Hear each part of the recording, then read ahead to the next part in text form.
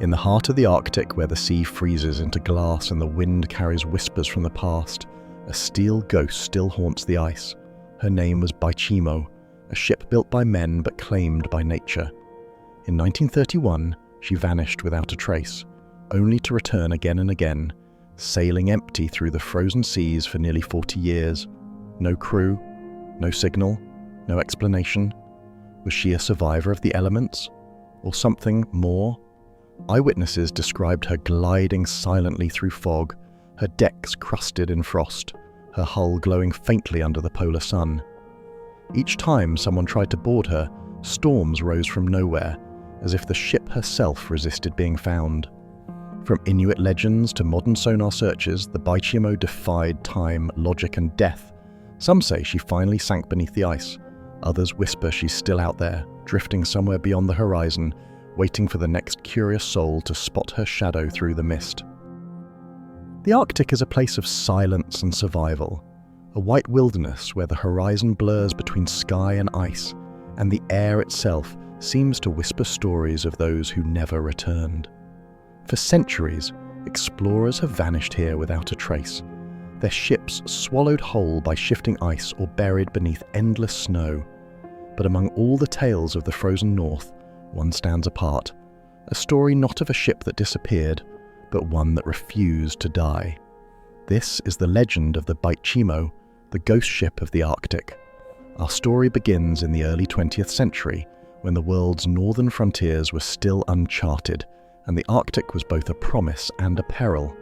The Hudson's Bay Company, the lifeline of the Canadian North, commissioned a new steel cargo ship in 1914, built in Sweden, designed to endure the cold and destined to sail routes few dared traverse. She was named Baychimo, after the Inuit name for the small settlement she would serve. Her purpose was simple: to ferry fur, supplies and trade goods between the settlements scattered across Canada and Alaska. But fate would have another plan. For nearly 2 decades, Baychimo braved the frozen seas. Her steel hull groaned under the pressure of ice floes, her crew often stranded for days in temperatures that could freeze a man's breath in mid-air. Yet she endured, a symbol of human determination against the indifferent wild. The Arctic was unpredictable, beautiful one moment, deadly the next. And in October of 1931, its wrath finally found her. That autumn, the Baychimo became trapped in an early freeze near Barrow, Alaska. Her crew tried desperately to break free, hacking at ice and praying for the thaw. But nature was merciless. The temperature plunged, winds howled, and within days the ship was locked fast in a solid wall of ice. With no way to move her, the crew made camp nearby, setting up tents on the frozen plain. They waited, their breath steaming in the cold as they watched the vessel that had carried them so faithfully now imprisoned in white silence. Weeks passed. Storms came and went, and the men clung to hope. Then one morning, the Arctic offered them a cruel surprise. The Baychimo was gone. The crew searched the horizon in disbelief. No broken masts, no scattered cargo, nothing but the sound of the wind. They assumed she had sunk, claimed by the ice, but days later she reappeared, floating miles away, perfectly intact, drifting through the fog as though she had freed herself. The men boarded her one last time, salvaged what they could, and abandoned her to the sea, believing she wouldn't survive the winter.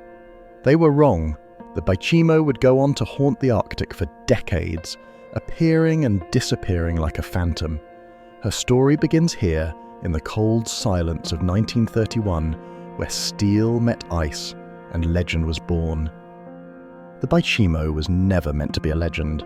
When she first touched the water in 1914, she was simply a product of her time, one of many steel cargo vessels built to serve the growing trade of the far north. Constructed in Sweden, the ship represented a marvel of modern engineering, 230 feet long, built from reinforced steel with a flat bottom and a sturdy frame designed to withstand the crushing power of ice. Her creators had no illusions of glory. She was built for endurance, not fame. Yet, it was this very strength, her defiance against the elements, that would later make her a ghost of the sea.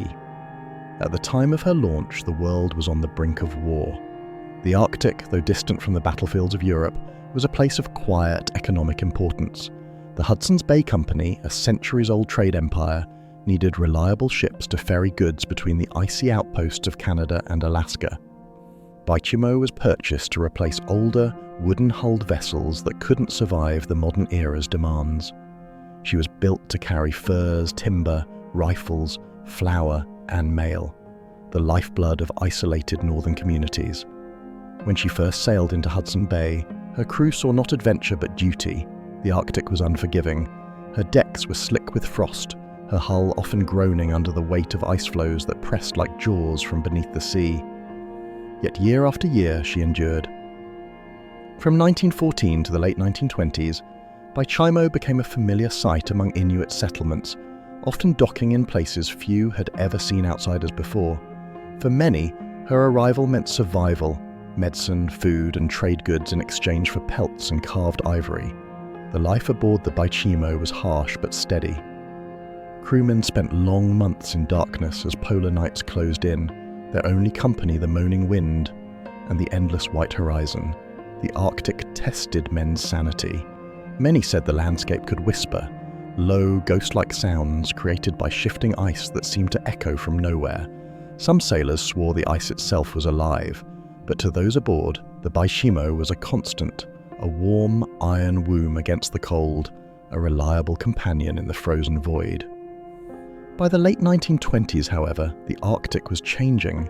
Winters grew longer, storms stronger, and the ice moved in unpredictable ways. The once safe trade routes became dangerous mazes of pressure ridges and shifting flows. Captains began reporting strange phenomena. Ships trapped for weeks by ice that seemed to move against the wind, compasses that spun aimlessly. Still, the Baychimo pressed on. Her logbooks recorded frostbite, mechanical failures, and near collisions with icebergs, but never surrender. Then, in 1931, her luck would finally run out. But before that fateful autumn, she had already earned a reputation as a survivor, a workhorse built not for comfort but endurance. No one could have imagined that this unassuming vessel built to serve would become one of the most mysterious ships in maritime history. The Baychimo's strength, forged in Swedish steel, would soon turn into her curse, the reason she could never truly die. The Baychimo became a lifeline across one of the most desolate trade networks on Earth, a web of frozen routes stretching through Canada's northern coasts and Alaska's barren frontier. These were not routes in the modern sense. There were no harbours, no lights, no sound but the groaning of ice and the slow, rhythmic thud of waves striking frozen slabs. Every voyage was a gamble between man, machine, and the merciless Arctic. But the Hudson's Bay Company depended on her, and so did the people scattered across those icy lands. Each spring, when the sea ice began to crack and groan apart, Baychimo would set sail from the company's depot at Churchill or Vancouver, her hull reinforced with double plating, her decks stacked high with crates of provisions, flour, sugar, salt, rifles, fabric, and tobacco. These were treasures in the north, traded for furs that would later fill luxury stores in Europe. The ship moved slowly through narrow ice channels, her engines echoing across the stillness. One wrong judgment, one sudden shift in wind, and she could be trapped for months or crushed outright. The Arctic offered no mercy. Temperatures dropped below -40 degrees, storms appeared without warning, and ice floes as thick as city walls could drift silently into a ship's path. Crewmen often took turns standing on lookout posts, scanning for pressure ridges, towering formations where sheets of ice collided. When these walls rose, the sea beneath could grind and twist even the strongest hulls. Still, the Baychimo persisted, her captain steering carefully between floes, sometimes halting for hours while the sea itself decided her path. When she reached the scattered trading posts, Nome, Point Hope, Herschel Island, she brought civilization's heartbeat. Inuit hunters would arrive with bundles of fox, seal, and mink pelts, sometimes traveling for days over ice just to trade. To them, Baychimo was more than a ship. It was a moving city, a bridge to the outside world. Her deck bustled with barter, the hiss of steam, the shouts of men hauling rope, and the laughter of sailors sharing tea with Arctic traders. Yet, the further north she travelled, the more isolated she became. Beyond certain latitudes, no radio signals reached, no rescue could come. The world simply stopped. For the men aboard, time lost meaning. Weeks blurred into months. Some said the Arctic could play tricks on the mind, turning the monotony of white into hallucination. Mirages danced on the horizon, and shadows seemed to move beneath the ice. Still, Baychimo carried on, year after year, carving a path through the frozen silence. She became a legend among traders, known for reliability, for surviving where others sank. Yet the danger was constant. Every return trip brought new scars to her hull, dents from collisions with icebergs and damage from storms that battered her decks. Her paint peeled, her iron joints screamed with the cold. But she endured. Through blizzards, isolation, and endless night, the Baychimo remained the one constant thread connecting a world of ice to the world beyond. It was this relentless endurance, this refusal to surrender, that would soon make her immortal. She had proven herself as more than a ship. She was the Arctic's workhorse, its survivor, and in time, its ghost. By October of 1931, the Baychimo was nearing the end of another long season at sea. Her holds were full of furs and trade goods, her crew weary but confident. They had faced the Arctic's wrath before, and every man aboard believed this would be just another journey home before winter sealed the world in ice. But that year, winter came early, swift, silent, and merciless. The ship was sailing near Barrow, Alaska, the northernmost edge of American soil, when the temperature began to fall. Winds shifted from gentle to cruel. The sea, once alive with rolling motion, thickened overnight into a sheet of solid white. The Baychimo's engines strained against the encroaching ice, her steel hull grinding and screeching with each passing hour. By dawn, she was trapped, immovable, frozen in place by walls of ice that stretched for miles. Captain Cornwell and his men gathered on deck, the biting wind cutting through their coats as they surveyed the horizon. There was no sign of open water, no path to escape. The Arctic had closed its jaws. They tried everything, running the engines full power, swinging hammers and axes against the ice, even attempting to dig her free, but the sea had turned to stone. Each thud echoed back mockingly, lost in the endless silence. The days grew shorter. The sun barely lifted above the horizon before dipping back into the polar night. Temperatures plunged below -40 degrees, freezing ropes, stiffening sails, and locking the ship's machinery in ice. Food and fuel began to run low. The men built shelters on the ice near the ship, makeshift camps of canvas and wood heated by oil stoves that hissed and smoked in the frigid air. At night, they huddled together, listening to the groaning of the frozen sea. Some swore they could hear it breathe, as if the ice itself was alive, shifting beneath their feet. The isolation began to wear on them. The radio crackled with static. Their messages for help went unanswered. Barrow was close, but in Arctic terms, close meant days of travel through lethal conditions. The nearest rescue party couldn't reach them in time. Panic began to whisper among the crew. What if they froze here? What if Baychimo, their steel fortress, became their coffin? Then, as if to test their resolve, a blizzard struck without warning. Winds roared across the plain, tearing at tents and burying the ship in snow. For 2 days, the men fought to keep their shelters from collapsing, their visibility reduced to a white wall of chaos. They could barely see their hands in front of their faces. And through it all, the Baychimo creaked and moaned like a living thing, its metal ribs contracting and expanding with the cold, sounding almost like cries in the wind. When the storm finally passed, the world was unrecognizable. The ice stretched endlessly in every direction, an ocean turned solid. The men emerged from their tents exhausted but alive. Snow caked in their beards and clothing. They gazed toward where the ship stood, still imprisoned, still surrounded by a sea of ice that glinted in the pale morning light. The Arctic had made its point. It ruled here, not man, not machine. The Baychimo's crew had no choice but to wait, for help, for thaw, for a miracle. But in the Arctic, miracles come rarely, and always at a cost. Unbeknownst to them, this was only the beginning of the Baychimo's strange fate. Soon the ship would vanish into the fog and a new legend would be born, the ghost ship of the north. The Baychimo now sat imprisoned, a hulking shadow on the endless white. Her once steady decks were entombed in thick, unmoving ice, the sound of her metal hull creaking like a dying breath in the Arctic cold. The crew, 15 men hardened by northern winds, had little choice but to abandon the ship and make camp on the frozen surface. Canvas tents rose beside her like fragile defiance against a world that wanted them gone.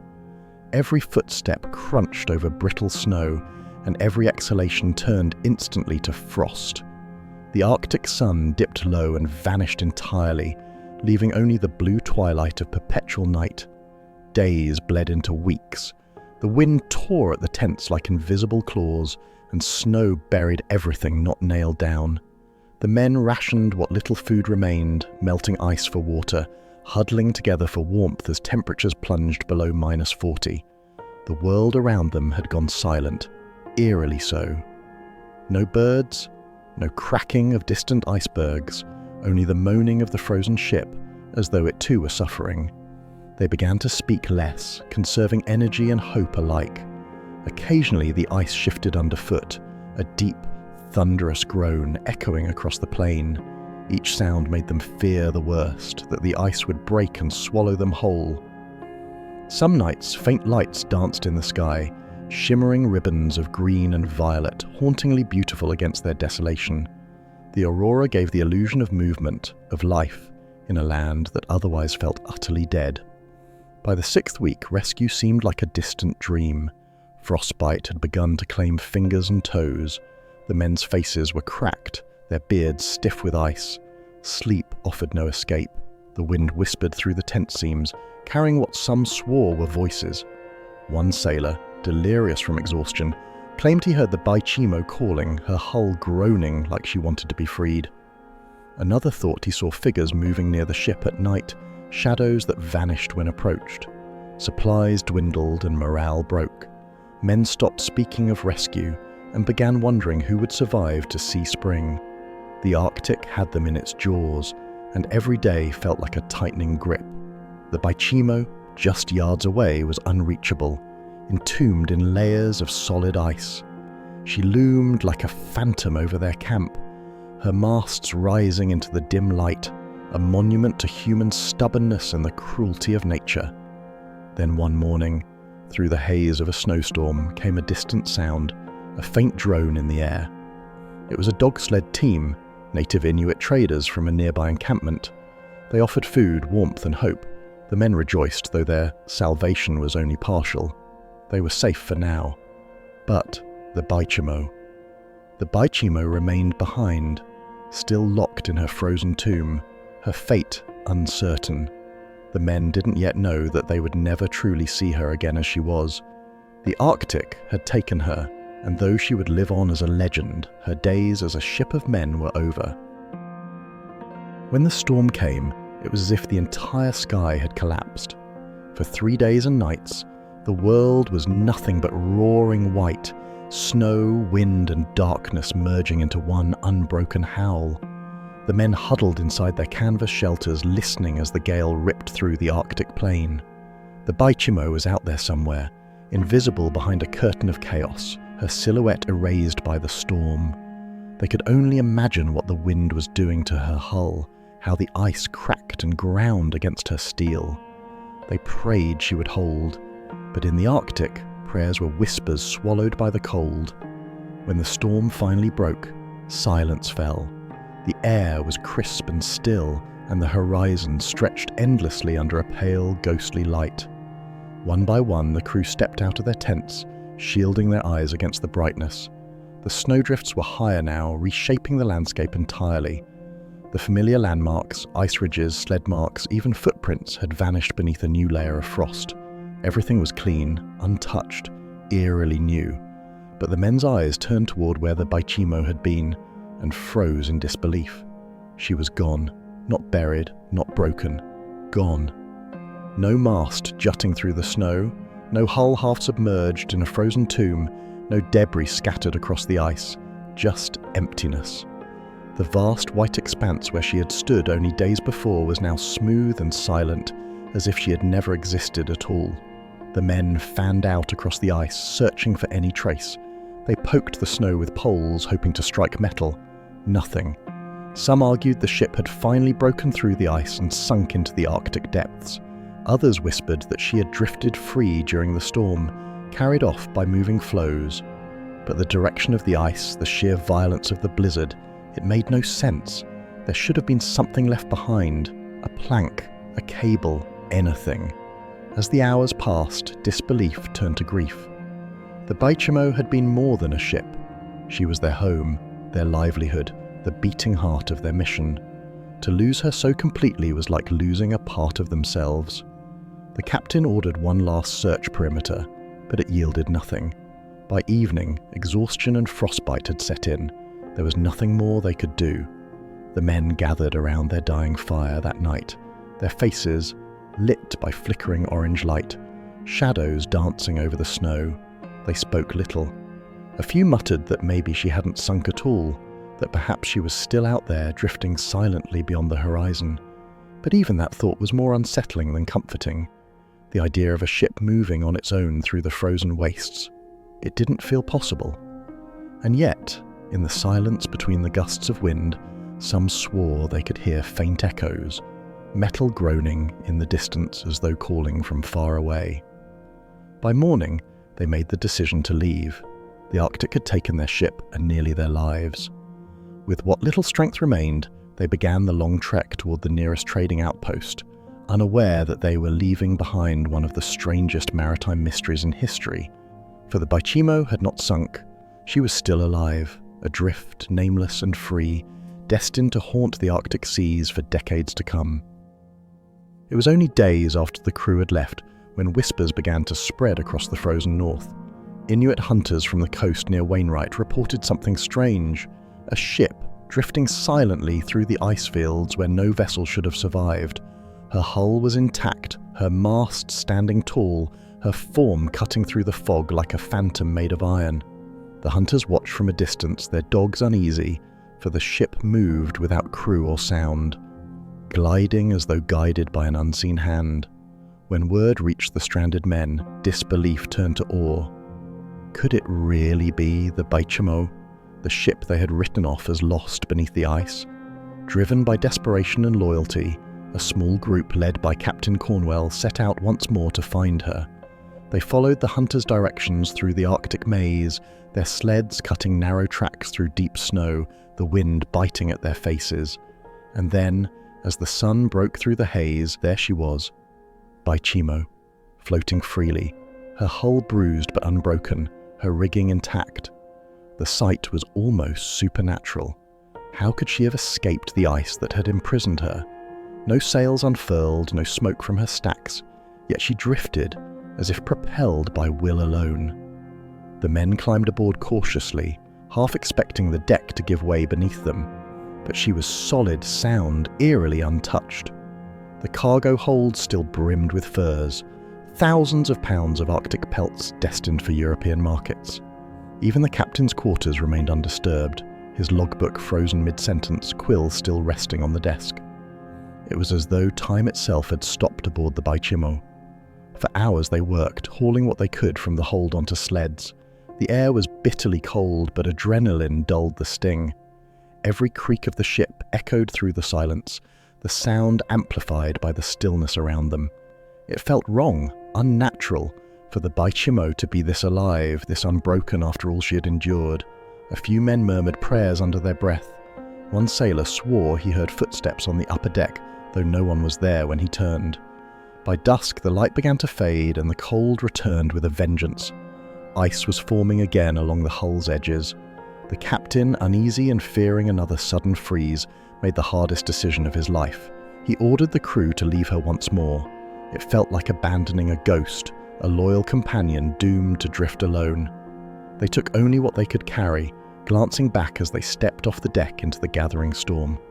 The Baychimo loomed against the dim horizon, her masts black against the crimson glow of the setting Arctic sun. That night, as the crew rested in their sleds, the wind rose again. Snow fell heavy and fast, blotting out the world.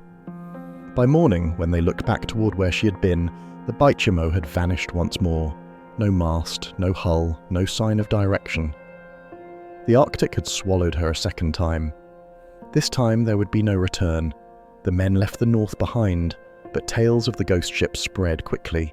Hunters, traders, and explorers alike would claim sightings of her for decades to come, sailing aimlessly through the ice, untouched by time, forever wandering the frozen sea. The Baychimo was no longer a vessel of men. She had become something else, a legend adrift on the endless Arctic wind. The winter passed, and with it, the last tangible trace of the Baychimo seemed to fade. The crew had long since returned south, shaken but alive, convinced that their ship had been lost forever to the Arctic's frozen depths. But as spring crept across the northern horizon, the whispers began again, quiet at first, passed from one trader to another, then growing louder as the stories spread along the coastlines of Alaska and the Canadian Arctic.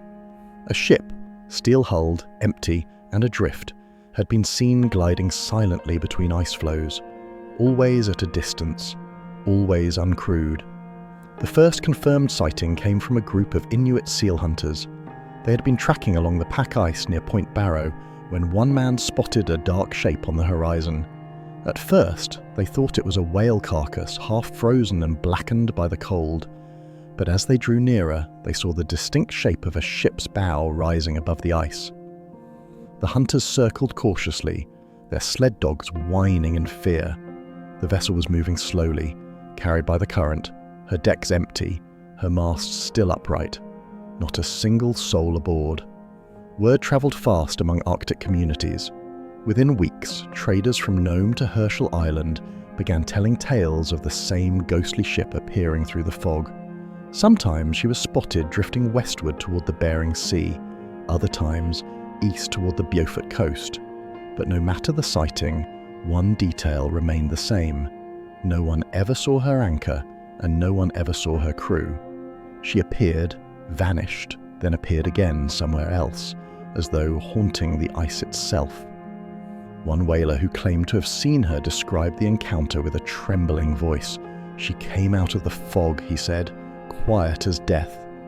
The ice cracked beneath her hull, but she made no sound. I swear I saw her name, Baychimo, clear as day, and then she was gone. Over the next year, reports continued to surface. Some said she was stuck fast in an ice field, only to vanish days later. Others claimed she drifted within sight of villages, moving faster than any current could carry her. Once a small group of traders attempted to board her, but before they could reach her hull, a sudden storm rolled in, swallowing her once more. When the skies cleared, the sea was empty.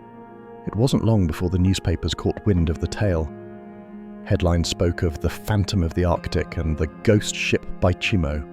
The story captivated imaginations across the world. A ship that refused to die, cursed to wander the frozen north forever.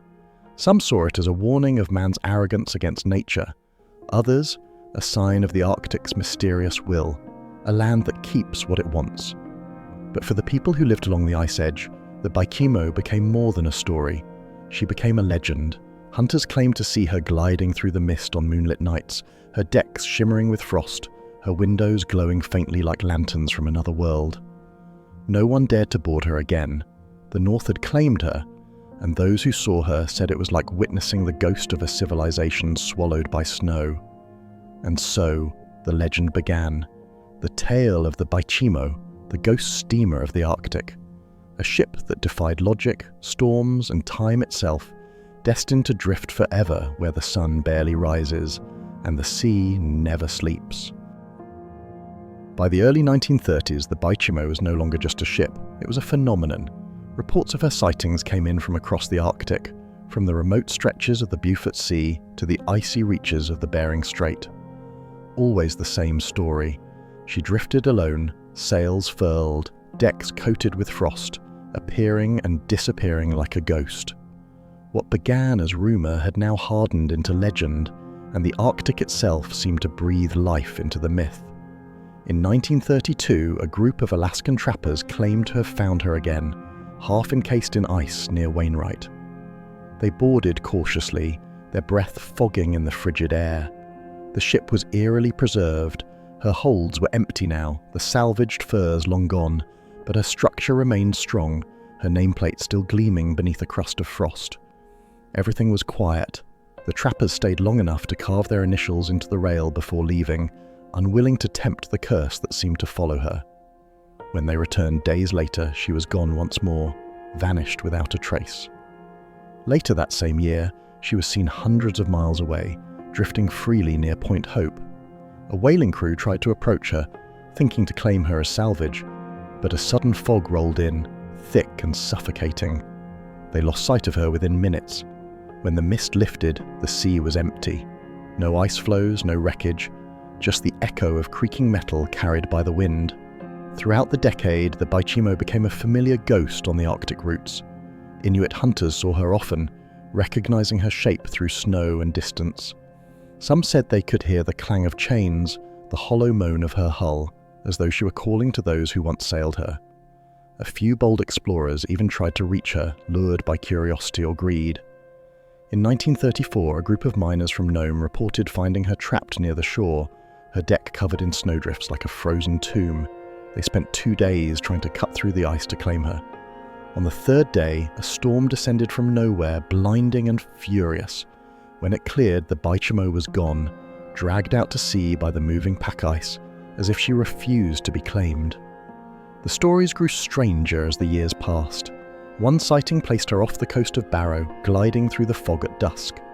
Another, weeks later, described her hundreds of miles east, locked in ice near the Mackenzie River Delta. How could she move so fast? How could she survive the crushing power of the ice year after year? No one could explain it. Scientists speculated about shifting currents and ice drift patterns, but sailors whispered of something else, that the Baychimo had become part of the Arctic itself, bound to the winds and tides, destined to wander without rest. By the late 1930s, the Baychimo was no longer feared but revered. She was the Arctic's silent witness, a reminder of human frailty before nature's vastness. To see her was to glimpse a piece of history, frozen, drifting, eternal. And yet, each sighting carried an unease. Those who looked too long said the ship seemed to move with purpose, as if guided by an invisible crew still tending their eternal voyage beneath the aurora. The world had abandoned her, but the Arctic never did. By 1933, the story of the Baychimo had already grown into Arctic legend, a ghost ship gliding through ice fields, appearing and vanishing like a spectre. But legends have a way of luring the brave and the curious, and soon expeditions began to seek her out. One such attempt came from a group of trappers and explorers who spotted the Baychimo off the Alaskan coast, half ensnared in drift ice. She looked silent, motionless, as if waiting. When they drew closer, they saw her decks were still intact, her hull weathered but strong, her masts standing like frozen sentinels against the pale sky. The men decided to board her, hoping to claim salvage rights, or at least uncover her secrets. Climbing over the ice-crusted rails, they found a haunting scene.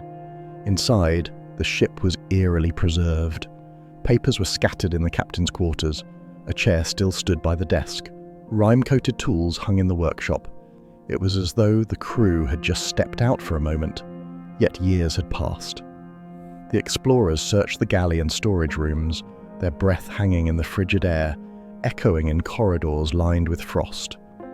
But as they explored deeper, an unease settled in. The ship creaked, not from the ice but from within, as though it were breathing. Then, without warning, the wind rose. A storm had come out of nowhere, howling across the ice like a living thing. The men scrambled to escape, realizing the floes were shifting fast around the hull. The Baychimo began to lurch and groan, trapped once again in her old prison of ice. One man swore later that he saw movement in the fog, figures on the deck, watching from the shadows. They fled in panic, barely making it back to their sleds before the storm engulfed the ship completely. When it passed hours later, the Baychimo was gone once more. No trace on the ice, no silhouette on the horizon. Word of the failed boarding spread quickly among Arctic traders and hunters. Some said the ship was cursed, that anyone who tried to claim her would be lost to the ice. Others believed she was still trying to complete her last mission, an eternal freighter doomed to wander the frozen seas. As the years went on, other sightings followed, but no one dared board her again. It seemed as though the Baychimo herself rejected all attempts to bring her back to civilization, bound instead to the cold, merciless silence of the Arctic night. By the mid-1930s, the Baychimo had transformed from a lost freighter into a full-blown Arctic legend. Inuit hunters spoke of her first, citing the ghostly vessel gliding silently through the mist, her shape flickering in and out of existence like a mirage. They called her the ship that never dies, a restless spirit condemned to wander the frozen seas. Elders told stories around fires of how the Baychimo appeared on moonless nights, her hull shimmering beneath the northern lights, watched over by unseen eyes. Some said she was searching for her long-lost crew. Others believed she carried the souls of sailors claimed by the ice. Soon, pilots flying mail routes over Alaska began reporting her too. From the cockpit, they'd glimpse a shadow on the ice, an impossibly intact ship drifting through broken floes hundreds of miles from any shipping lane. Yet when rescue teams were sent to investigate, they found nothing but endless ice and the faint impression of a hull that had been there and vanished again. Fishermen swore they'd seen her off the coast during calm waters, an empty deck, sails tattered but still catching phantom winds, and always when someone tried to draw near, the weather would turn, as if the Arctic itself was guarding her secret. The stories spread southward, passed along by sailors in port bars and explorers returning from the north. Newspapers picked up the tales, dubbing her the Arctic Flying Dutchman. But unlike the seafaring ghost ships of legend, the Baychimo wasn't born of myth. It was once flesh and steel, real and traceable. That truth made her even more unsettling. How could a wooden freighter built in 1914 survive decades alone in one of Earth's harshest environments? Inuit hunters described hearing strange sounds before she appeared, a deep groan like a whale's song carried across the frozen air. Dogs would whimper, and the wind would fall eerily still. For those who dared approach, the ship's form would fade into snow and fog, leaving only disturbed ice in her wake. Pilots nicknamed her the Arctic Phantom, and their reports, recorded by the Royal Canadian Mounted Police, became the foundation of one of the coldest mysteries in maritime history. By the late 1930s, the Baychimo was no longer just a ship, it was an omen. To see her was to invite misfortune, yet, for all the fear she inspired, she was fascinated just as deeply. Explorers whispered of finding her again and ending the mystery, while others warned that disturbing her meant angering the Arctic spirit itself. As years turned to decades, her sightings became rarer, but never truly ceased. Each time she reappeared, the legend grew stronger, a reminder that the Arctic kept its secrets close, and that somewhere, beneath the ice and northern lights, the Baychimo still wandered, haunting the edges of the known world. As the legend of the Baychimo spread across continents, scientists and skeptics began to search for rational explanations. To them, the ship's longevity wasn't supernatural. It was simply a remarkable, yet plausible survival of engineering and Arctic physics. The Baychimo, after all, had been built in 1914 by the Blohm & Voss shipyard in Hamburg, renowned for crafting durable steel-hulled vessels capable of enduring extreme conditions. Her hull was reinforced for icy waters, her compartments sealed to minimize flooding, and her engines sturdy enough to resist corrosion for years, even without maintenance. To experts, these factors offered the first clues to her resilience. Oceanographers studying the currents of the Beaufort and Chukchi seas noted that the Arctic is in constant motion beneath its frozen surface. Ice floes drift for hundreds of miles each year, driven by wind, tides, and the slow churn of polar circulation. A trapped vessel like the Baychimo could have easily become encased in ice, then carried across vast distances, released briefly during warmer seasons, only to be trapped again. The ghostly appearances reported over decades might not have been magic, but mere moments when she resurfaced from the frozen wilderness before vanishing back beneath the shifting sheets of ice. Meteorologists added another layer to the mystery: Arctic mirages. The phenomenon known as Fata Morgana where cold air bends light, can project distant objects far above the horizon, appearing closer or even ghostly. It's possible, they suggested, that some sightings of the Baychimo were not of the ship itself, but optical illusions created by the interplay of temperature, light, and distance. The Arctic, in its surreal emptiness, often toys with perception. A shadow on the ice, a trick of the sun, and a sailor's imagination could conjure an entire phantom ship. Yet, even these rational explanations failed to fully erase the mystery. Engineers questioned how the Baychimo's hull could resist corrosion for decades in salt air. Ice pressure alone could easily crush weaker vessels, but the Baychimo remained intact long after her contemporaries had decayed. Perhaps it was luck, her compartments sealed by frozen layers that acted as natural armor. Or perhaps she drifted into areas with just the right balance of isolation and preservation, cold enough to halt decay, yet open enough to move freely. By the 1940s, her scientific profile had become a case study in Arctic endurance. To skeptics, she was no ghost, merely a ship made of the right materials, caught in the perfect storm of environmental forces. But, for those who had seen her firsthand, no amount of physics could explain the eerie timing of her appearances, the way she emerged from fog when least expected, only to vanish again without trace. In the end, the Arctic itself seemed to conspire with the Baychimo to keep her story alive, balancing the edge between logic and legend. By the 1950s, the Baychimo had outlived nearly every ship of her generation, and even many that came after. 2 decades had passed since her disappearance, yet reports of a drifting freighter still surfaced across the Arctic frontier. Hunters, pilots, and fishermen continued to swear they'd seen her, sailing silently through fog banks, trapped in shifting ice, or gliding along open water under the glow of the midnight sun. What baffled scientists most was that, by all accounts, she should have sunk long ago. Salt water, storms, and pressure from moving ice destroy even the sturdiest of vessels within a few years. But not the Baychimo. Somehow the ship refused to die. Maritime experts began to analyze what little was known of her structure.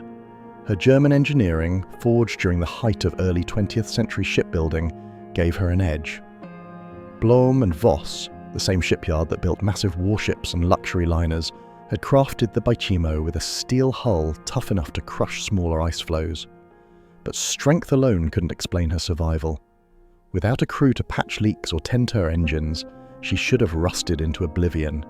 Yet eyewitness accounts described her hull as mostly intact, her silhouette still upright, her decks, though weathered, unbroken. Some believed the Arctic itself preserved her. Temperatures so low they slowed corrosion to a crawl, salt spray that froze before it could eat through the metal, layers of ice that sometimes sealed her in like a tomb, protecting her from the waves. When she drifted free again, it was as though she had been reborn, emerging from hibernation, still ghostly, still whole. Each appearance defied logic, and with every new sighting, she seemed more like a living relic than a ship. For Arctic residents, she became a constant whisper, a reminder that the past was never truly gone. Pilots flying supply routes between Alaska and Canada would catch glimmers of her across the pack ice, shimmering in the sun before fading into cloud banks. In 1954, a whaling crew claimed to have passed within a mile of her near Point Barrow. She looked like she was waiting, one sailor said, like she knew we wouldn't come closer. Researchers, driven by fascination, debated organizing a mission to track her, but the region was vast, unforgiving, and unpredictable. Any expedition could vanish as easily as the ship itself. So the Baychimo drifted on, out of reach but never out of memory. A mechanical ghost, timeless and untamed. To some, she symbolized the stubbornness of human creation, our machines enduring long after we're gone. To others, she was proof that certain places in the world still resist explanation. The Arctic, with its silence and cold majesty, seemed to have claimed her as one of its own. Even as radar and aviation reshaped exploration, the Baychimo continued to roam, outpacing modern logic. A solitary vessel suspended between the living and the dead, between steel and spirit. By the dawn of the 1960s, the Baychimo had already achieved near mythic status, a wandering relic that had survived 4 decades alone in one of the planet's most merciless environments. Most believed she had finally succumbed to the ice, her remains lying silent beneath the frozen sea. Yet, against all expectation, the ghost ship surfaced again. In 1962, a pilot flying a supply route over the Beaufort Sea caught sight of a strange object below, an elongated, rust-coloured silhouette cutting through scattered ice floes. As he descended for a closer look, his heart raced. There was no mistaking it. The Baychimo was still alive, or at least her body was. The pilot later reported that she appeared heavily corroded, her hull tilted slightly to one side, decks partially collapsed but unmistakably intact. Despite her wounds, the ship still floated, a miracle of balance and endurance. When authorities attempted to locate her afterwards, she was nowhere to be found. The currents had shifted again, the Arctic swallowing its phantom back into the mist. 7 years later, in 1969, another report came in, this time from a group of bush pilots near Point Barrow, Alaska. They spotted a derelict vessel adrift along the edge of a moving ice field. Through binoculars, they could see her mast still standing, though stripped bare, and her once black hull now a corroded skeleton of iron and orange rust. For a few moments, the Baychimo drifted serenely through the endless grey expanse, framed by fog and sunlight. Then the weather closed in. When the sky cleared, she was gone again, just as quickly as she had appeared. These sightings were the last confirmed encounters with the ghost ship. After 1969, the Arctic fell silent. No ship's logs, flight reports, or eyewitness accounts ever mentioned her again. Some speculated that she finally succumbed to the shifting ice, crushed and pulled beneath the frigid surface. Others imagined she continued to drift, hidden within the labyrinth of moving floes, perhaps locked forever in a frozen graveyard somewhere north of Alaska. By the early 1970s, her story had faded into maritime folklore, but her image lingered. A lone, rusted ship wandering the white silence, outlasting her builders, her crew, and even the empires that once ruled the seas. The Baychimo's final years felt almost poetic, a slow descent into the fog, a graceful surrender to the Arctic that had both cursed and preserved her. She was no longer just a ghost ship. She was a memory drifting on the edge of the world, waiting for the sea to claim her story at last.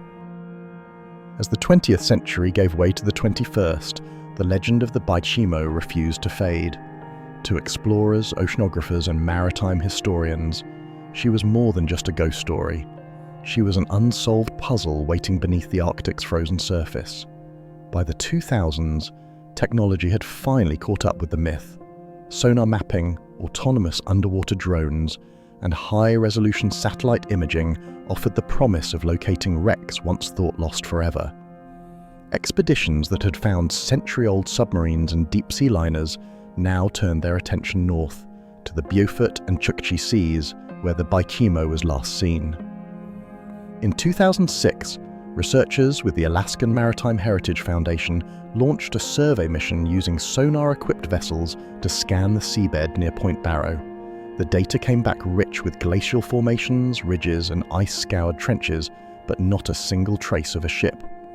Later missions extended the search radius, covering hundreds of square miles of ocean floor. Still nothing. The Arctic currents that might have preserved her also could have scattered her remains over an area too vast to comprehend. Even if she had finally sunk, shifting ice and silt could have buried her beneath meters of frozen sediment, hidden from all but the most precise instruments. By the 2000s, autonomous submersibles, robots capable of diving deep under the pack ice, were deployed to search for wreckage. They returned with haunting images of twisted metal, wooden fragments and debris, but all from more recent vessels lost to the same merciless waters. The Baychimo, if she still existed, remained invisible. Some experts speculated that her steel hull may have been crushed long ago and dragged into a trench by ice movement. Others theorized that she might still drift, trapped within massive sheets of old multi-year ice, sealed in time like a fly in amber. Despite decades of searching, no confirmed wreckage has ever been found. The Arctic, vast and shifting, guards its secrets well. For every technological breakthrough, nature seems to close another door. The cold, silent expanse north of Alaska remains a graveyard of forgotten ships, and perhaps somewhere among them, the Baychimo still waits. To this day, maritime records list her as abandoned, fate unknown. It's a fitting epitaph for a vessel that defied time, ice, and the elements for nearly half a century. Each expedition that returns empty-handed only deepens her mystery. Was she crushed and buried beneath the polar ice cap? Or does she still drift, locked in the endless cycle of freeze and thaw, outliving those who seek her? The Arctic offers no answers, only the whisper of wind across the ice and the faint echo of a ship that refuses to be found. The Baychimo is not alone in her eerie legend. Across centuries and oceans, ships have drifted without crews, becoming symbols of humanity's unease with the unknown. The most famous of these is the Mary Celeste, found adrift in 1872 in the Atlantic, her cargo intact, her crew vanished without a trace. Like the Baychimo, she seemed to embody a chilling question. How could something so solid, so real, simply lose all its people and continue on, indifferent to their fate? Then there is the Flying Dutchman, the eternal phantom of maritime lore. Sailors claim to see her glowing in the mist, doomed to sail forever as punishment for her captain's blasphemy. Though purely legend, she represents the same haunting fear that the sea remembers and it does not forgive. And in the mid-20th century, stories emerged of the Orang Medan, a Dutch freighter whose crew were found dead, their faces frozen in terror before the ship exploded and sank, leaving only rumours behind. Each tale, whether rooted in truth or imagination, follows a pattern. The vessel becomes a ghost, a survivor stripped of its human soul. The Baychimo stands apart, however, because she was real, documented, cited, tracked across decades. Her survival defied explanation, turning fact into folklore. What truly became of the Baychimo? After decades of sightings, her final fate remains an icy enigma. Some experts believe she eventually succumbed to the relentless Arctic freeze, her steel hull weakened by rust and pressure, until one fateful winter she cracked apart beneath the ice. If so, her remains may rest somewhere deep within the Beaufort Sea, entombed under meters of frozen silence. Others argue that the Baychimo may have drifted west, caught in the complex web of Arctic currents. The Beaufort Gyre, a massive circular flow of ice and water, could have carried her for years, even decades, far from where she was last seen. A shifting climate, or a break in the ice, could then have dragged her under suddenly, leaving no trace for satellites or sonar to find. A more romantic theory suggests she's still out there, locked in an ice tomb, perfectly preserved. As global warming continues to thaw the Arctic, perhaps one day she will reappear, emerging ghost-like from the melting permafrost, a century-old relic of steel and mystery. Researchers have scoured old navigation charts, drift patterns, and Inuit maps of sightings, but every clue only deepens the puzzle. Each eyewitness report from 1931 to 1969 marks her in a different place, almost as if she had a will of her own. The Arctic keeps its secrets well. In the end, the Baychimo may be gone, or merely waiting, beneath the endless ice.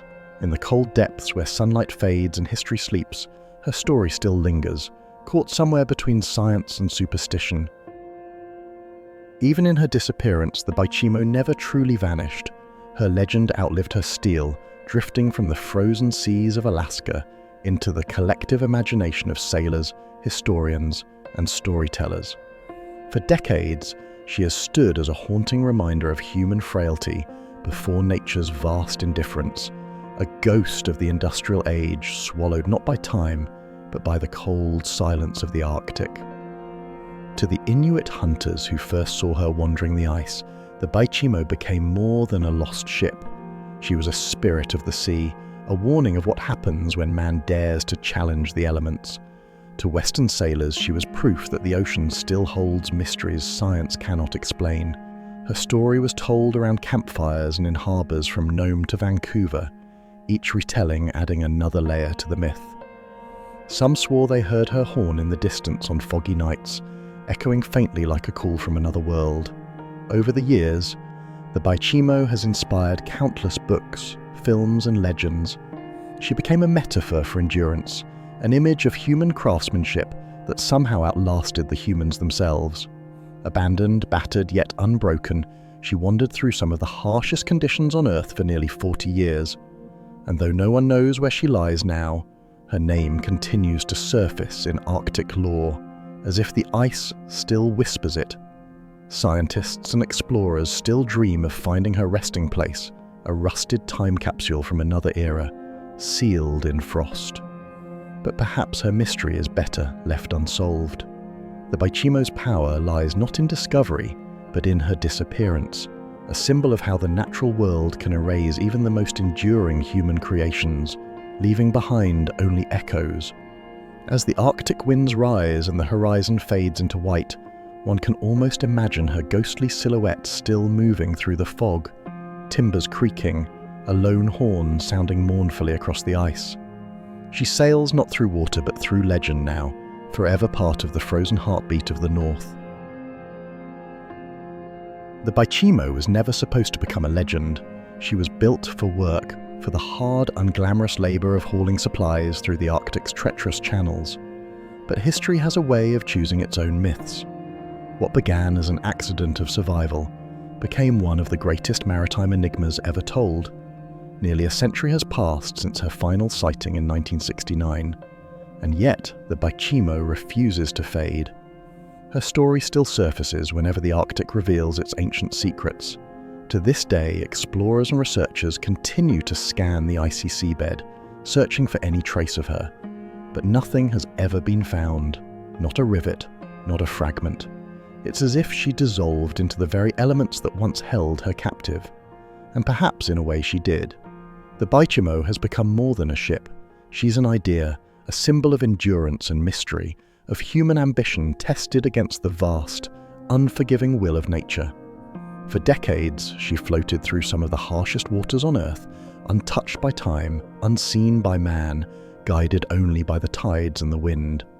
She became proof that even when our creations are abandoned, they can outlive us, transformed into something timeless and strange.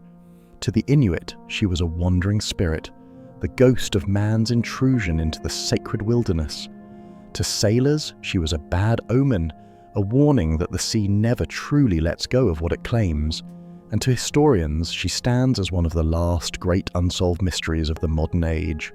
Every theory has been offered, that she lies buried beneath polar ice, that she was crushed in silence by moving floes, that she still drifts, frozen in perpetual exile somewhere in the far north. None can be proven, and maybe that's fitting. The Arctic is vast, ancient and patient. It erases without cruelty, conceals without effort. But what truly lingers about the Baychimo isn't her disappearance, it's her defiance. For nearly 40 years she endured without a soul aboard, surviving storms, ice and endless winters. She became a quiet monument to human ingenuity and the futility of trying to master nature. We built her to serve us, but she served only herself in the end. Today, when the Arctic wind moans across the ice fields and the fog drifts low, those who've been there swear they sometimes hear a sound. A hollow echo, deep and distant. A horn. A groan of metal against frost. Perhaps it's the shifting of the ice. Or perhaps it's her, still out there, wandering, reminding us that not everything built by man must return to man. The Arctic doesn't give up its ghosts easily, and so the Baychimo lives on. Not in the waves, but in the stories we tell. A steel phantom adrift in the cold eternity of the North, whispering across generations that nature endures, that mystery survives, and that somewhere out beyond the edge of the map, a ship still sails, alone. The Arctic keeps her secrets well. For nearly a century, whispers of the Baychimo have drifted across the frozen winds, stories of a ship that refused to die. Somewhere out there, beneath miles of shifting ice or beyond a horizon no one dares to cross, her spirit may still be wandering. Maybe she finally sank, her iron bones resting in a silent grave beneath the polar sea. Or perhaps she's still drifting, half buried in mist, waiting for another storm to reveal her to the living. Whatever the truth, the Baychimo became more than a ship. She became a warning and a wonder, A warning that no matter how strong our steel, how advanced our maps, or how certain our science, nature always has the final word. And a wonder that something built by human hands could endure for decades beyond abandonment, haunting both the Arctic and our imagination. Even now, when the northern wind rises and the fog closes in, sailors swear they can hear her, an echo of her horn rolling across the ice, a ghost ship forever lost between time and tide. The Baychimo sails on, not through the sea anymore, but through legend,